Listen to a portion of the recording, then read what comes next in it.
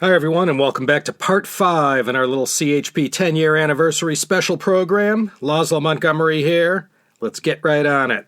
We left off last time with Kissinger's trip recap memo, where he briefed his boss, Richard M. Nixon, on all the points discussed at the secret meeting held in Beijing with Zhou Enlai between July 9 to 11, 1971. In picking up where we left off, Kissinger had some rather interesting things to say to Nixon about Japan. In his memo, he had written, quote, "Zhou repeatedly expressed concern about the revival of Japanese militarism, and I have no doubt that the PRC relationship with Japan is in fact a serious matter for the Chinese. Zhou maintained that the rapid development of Japanese economic power would inevitably carry rearmament in its wake. In this, he said that Japan's economic expansion would lead to political expansionism. And he pointed to the great budgetary increase of Japan's Fourth Defense Plan over its predecessors as case in point. He quoted Sato as mentioning that Japan's rapid economic growth would permit this plan to be completed in 2 to 3 years rather than the 5 originally contemplated." End quote. Korea plus the complicated India-Pakistan relationship were also hot topics that Kissinger briefed Nixon on. Regarding India, Kissinger concluded his memo with this remark, quote, "The Chinese detestation of the Indians came through loud and clear. Conversely, China's warm friendship for Pakistan as a firm and reliable friend was also made very plain. The lesson that Zhou may have been trying to make here was that those who stand by China and keep their word will be treated in kind." End quote. This quote from Dr. Kissinger's memo really resonates today and was worth a mention. This was with concern to Zhou Enlai's thoughts regarding great power relations. Listen carefully. It went this way, quote, "Zhou professed apprehension over the possibility that the U.S., USSR, Japan, and even India might collaborate to carve up China. He showed deep bitterness about the Soviets and contempt for their petty tactics. The Soviets, he said, were proceeding down the U.S. road and spreading their hands out too far.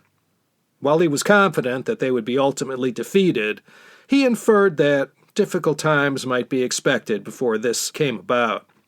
Zhou several times emphasized that China lacked the economic base to be considered a great power, but had no desire to be considered one, and indeed wished to avoid the kind of great power rivalry existing between the Soviet Union and the U.S. Zhou alleged that even after China's economy became developed, it would still not act as a great power.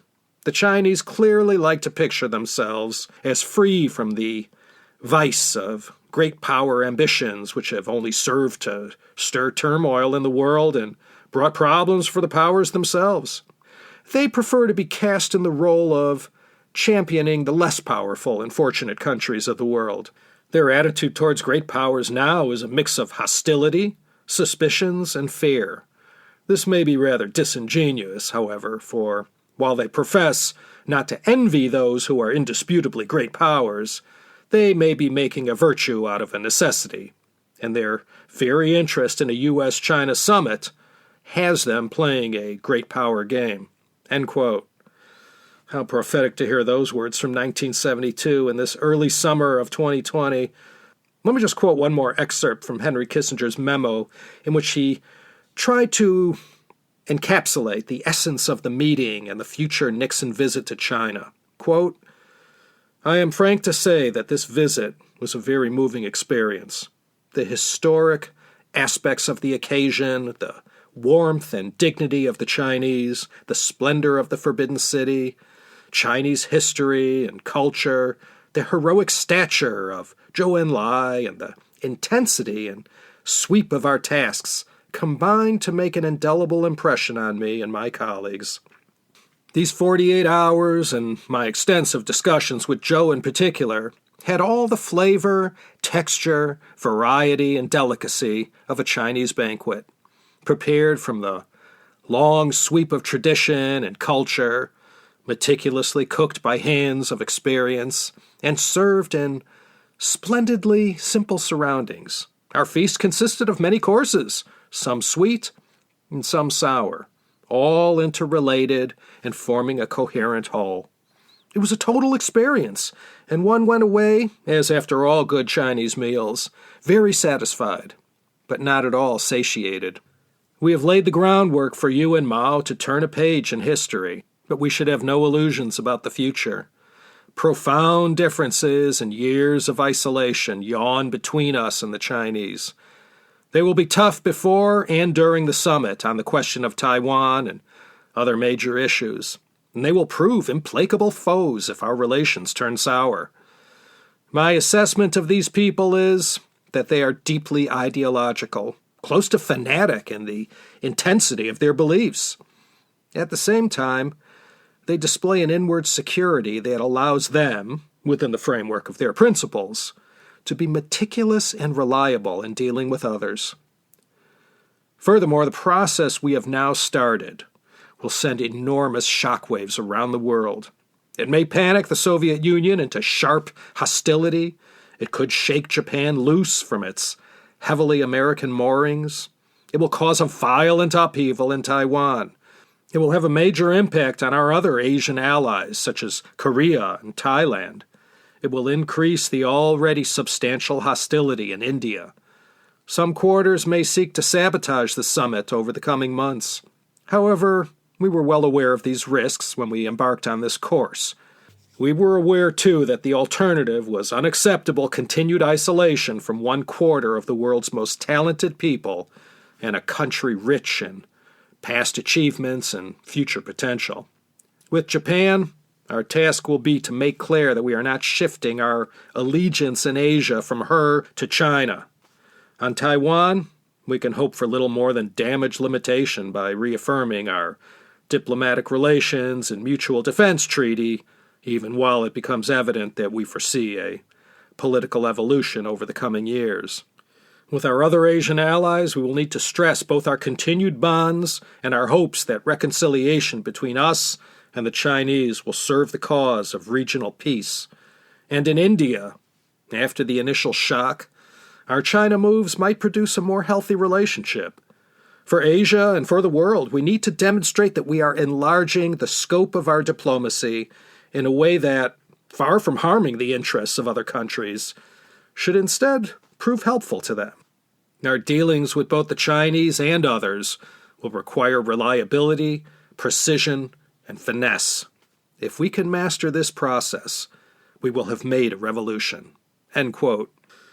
So 2 days after Kissinger briefed Nixon at his San Clemente home, reviewing all these points from his trip recap memo, on July 15th at 7:45 p.m. in Los Angeles, Nixon spoke from NBC's Burbank studios.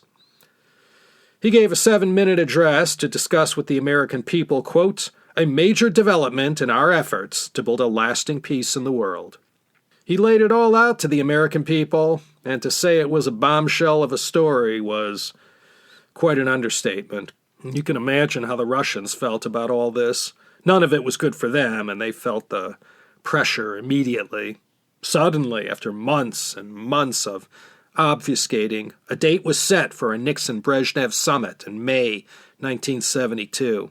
This had struck the exact raw nerve that both the U.S. and China expected it to. On July 25, 1971, Pravda ran a story that stated, quote, "Any schemes to use the contacts between Beijing and Washington for some pressure on the Soviet Union are nothing but the result of a loss of touch with reality." End quote. Yeah, they were feeling it.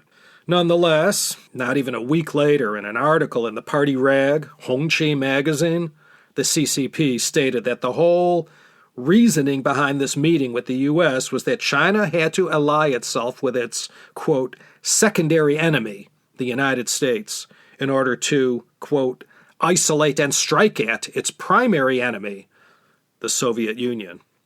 And as a little bit of side drama to everything going on at this time, politically and geopolitically, well, Lin Biao, Mao's second-in-command and chosen successor, launched a botched coup d'etat and a failed assassination attempt on Mao in September of 1971, just 2 months after Nixon's dramatic announcement. The Chinese kept this Lin Biao matter under tight wraps, and outsiders could only speculate what actually happened. Even today, almost a half a century later, let's just say, details are sketchy. This act was unprecedented in PRC history, and nothing like this has happened since. It's been said that Lin Biao launched this coup attempt in response to Mao's proposed opening to the U.S. Not everyone in China was in favor of making friends with Uncle Sam. But in 1971, halfway through the Cultural Revolution, there was only one single voice in China that mattered, and he wanted to keep going with this idea. A month after the Lin Biao incident, Kissinger flew back to Beijing a second time to personally take part in laying the groundwork for the presidential visit. Seeing as how the secret was already out, there was no need to sneak into Beijing via Pakistan this time. There were two things at stake for the U.S. that depended on the success of the planned 1972 visit to China by Nixon. First was the U.S.-Soviet summit, and second was negotiating an end to the Vietnam War. The tension from the Lin Biao incident was still in the air when Kissinger landed in October 1971.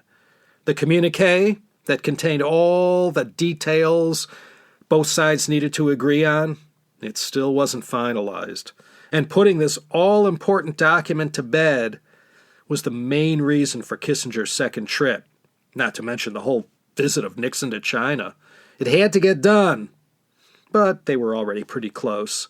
All the while since August 1971, Secretary of State William Rogers was fighting the good fight in the UN to keep the Taiwan government in. You might say, like those whose proclivities leaned in the direction of Taiwan and the KMT government, he was trying to have his cake and eat it too.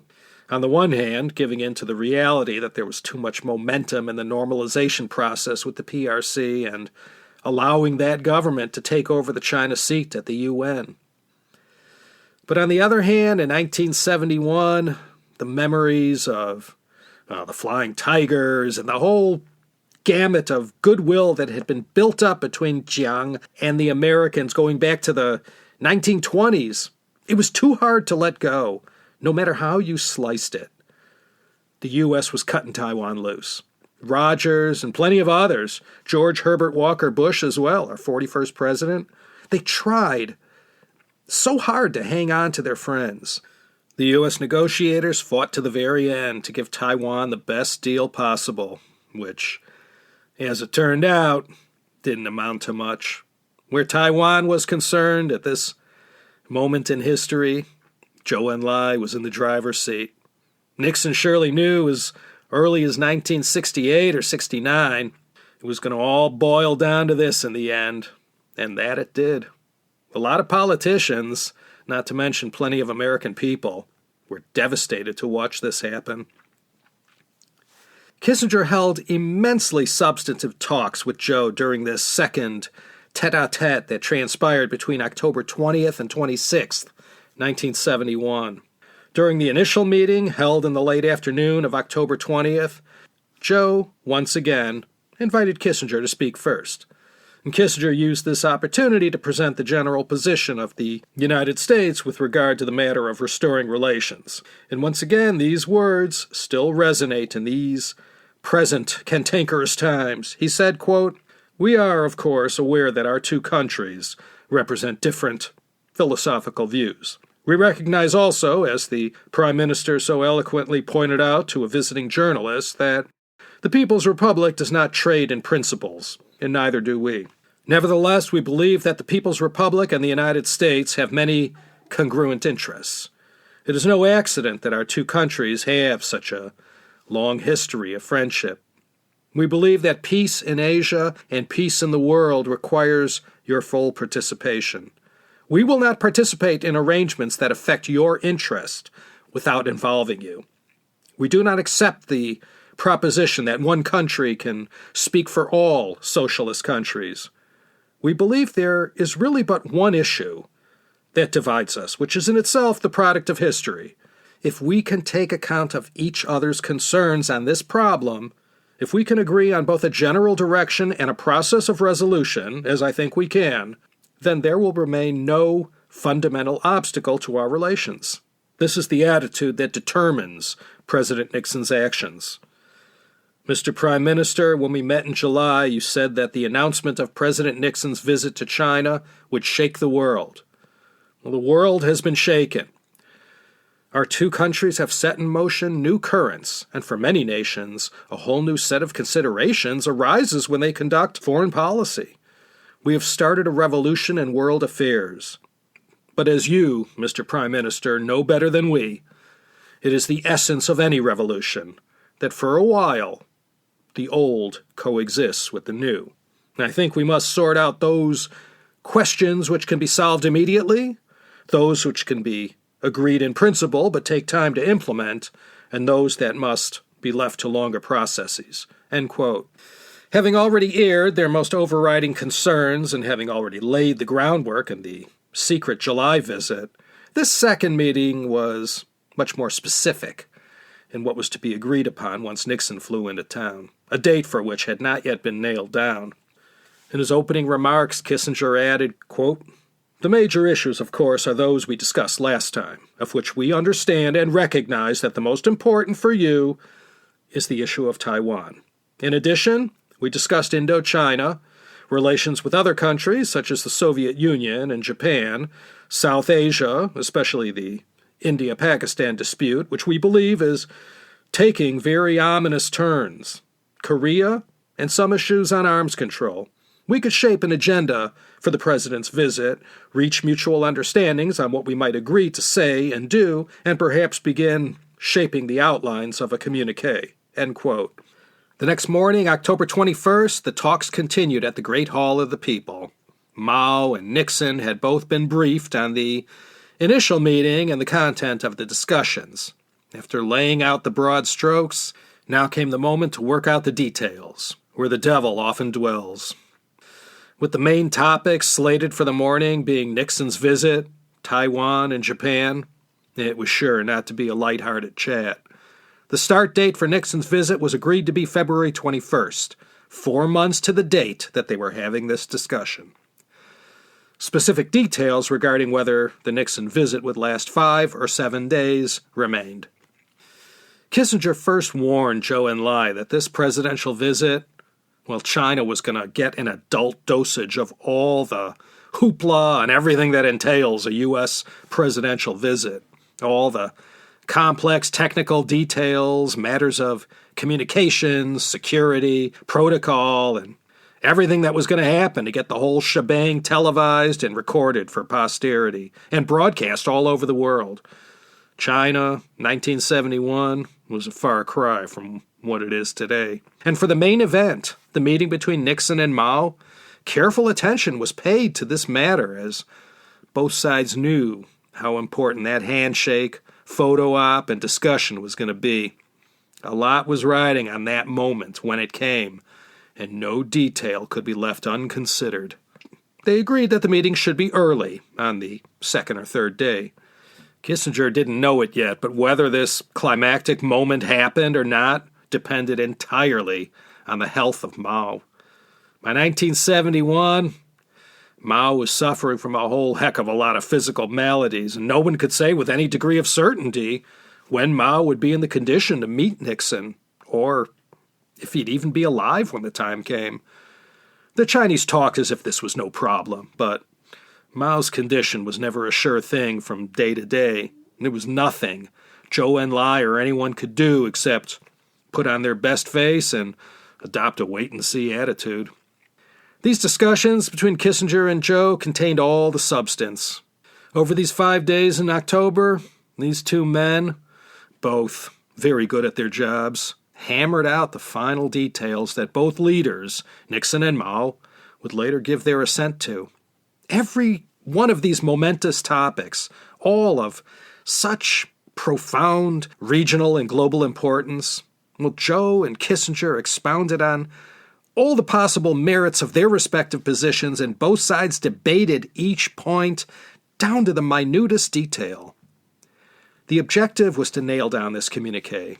This document would contain all the fine print about the way it was going to be from now on, so it was paramount to get this matter put to bed before Air Force One landed for this date with destiny. Both sides were very well aware that there was no sense for Richard Nixon to fly all the way to China and shake Mao's hand if there was nothing agreed to in advance. As the draft for the communique was slowly hammered out, each side painstakingly reviewed every word and how every possible meaning of each word might be construed by the people of their respective countries and before the whole world. These were all weighty topics that even in our day still resonate amongst the peoples of China, the U.S., and the other people with whom China and the U.S. had mutual concerns and interests, which I guess is pretty much everybody. With regard to Taiwan, though much had been agreed to, much also remained to be finalized. It was one thing to agree on a diplomatic solution, but no matter how much merit the agreed-upon points had, they still had to pass through the court of public opinion, both in China and the U.S. In this respect, both sides knew their side well, but not so much the potential impact it would have on the feelings amongst their other respective peoples.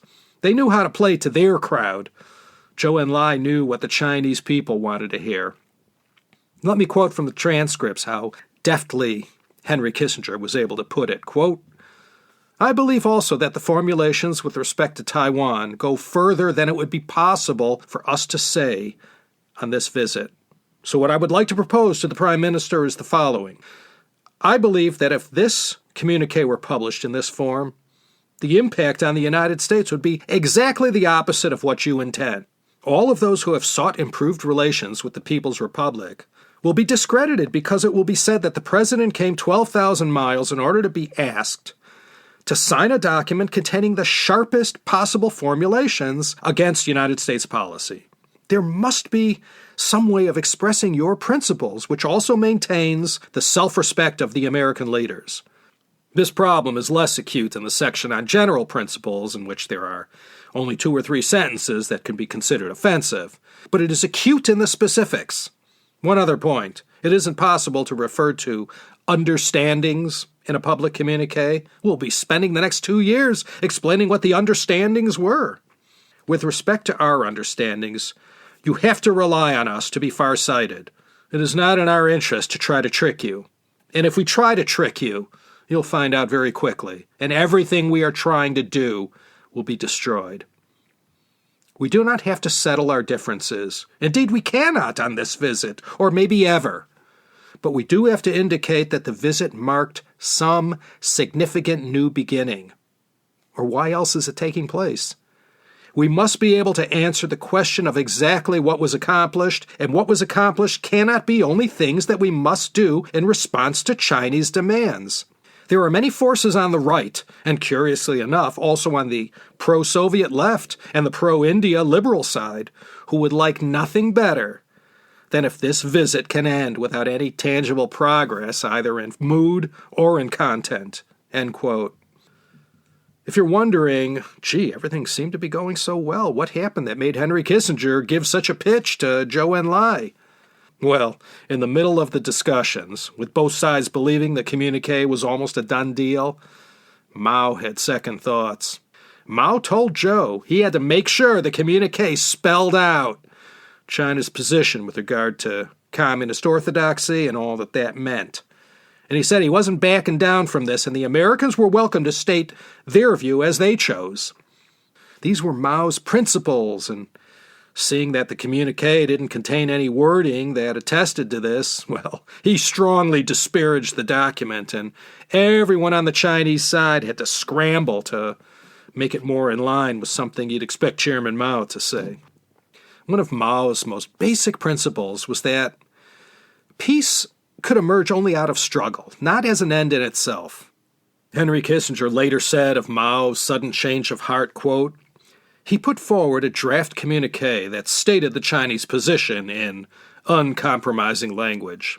It left blank pages for our position, which was expected to be comparably strong to the contrary. There was a final section for common positions. At first I was taken aback, but as I reflected, the unorthodox format appeared to solve both sides' problem.